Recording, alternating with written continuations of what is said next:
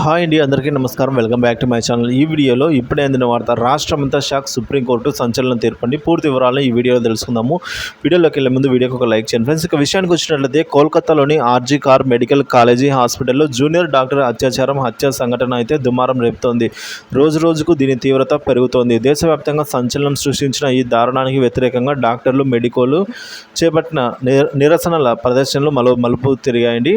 ఈ నెల 9వ తేదీన RG Kar medical college seminar హాల్లో జూనియర్ డాక్టర్ ఒకరు మృతదేహమై కనిపించిన విషయం తెలిసిందే. శరీరంపై దుస్తులు లేని స్థితిలో, ముఖం, చేతులపై తీవ్ర గాయాలతో మృతదేహం లభ్యమైంది. హత్య చేయడానికి ముందు ఆమె గ్యాంగ్ రేప్కు పాల్పడి ఉండొచ్చు అనైతే అనుమానాలు వ్యక్తమయ్యాయి.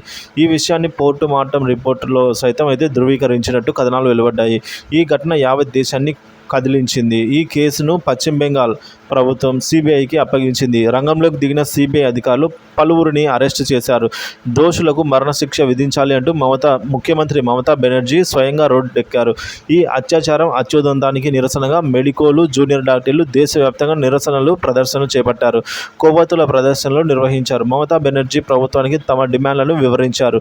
దోషులు ఎంతటి వాళ్ళైనా వదలకూడదని పట్టుబట్టారు. ఇండియన్ మెడికల్ అసోసియేషన్ సైతం స్పందించింది. దేశవ్యాప్తంగా 24 గంటల పాటు నిరసన ప్రదర్శనలకు పిలుపునిచ్చింది. ఈ నేపథ్యంలో ఆసుపత్రులలో వైద్య సేవలు స్తంభించిపోయాయి. అవుట్ పేషెంట్ విభాగాలు మూతపడ్డాయి. అత్యవసర మినహా మిగిలిన అన్ని రకాల వైద్య సేవలను డాక్టర్లు, నర్సులు, ఇతర పారామెడికల్ సిబ్బంది బహిష్కరించారు.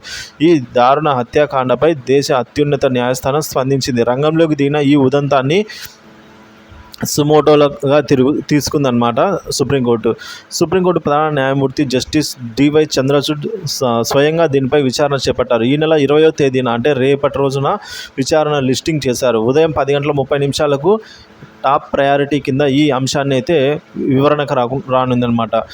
చీఫ్ జస్టిస్ డివై చంద్రచూడ్ సారథ్యంలో న్యాయమూర్తులు justice JP Pardiwala, justice Manoj మిశ్రాలతో కూడిన 3 సభ్యుల ధర్మాసనం విచారించనుంది. సుమోటోగా స్వీకరించిన నేపథ్యంలో ఎలాంటి ఆదేశాలు వెలువడొచ్చు అనే సర్వత్రా ఉత్కంఠత రేగుంది.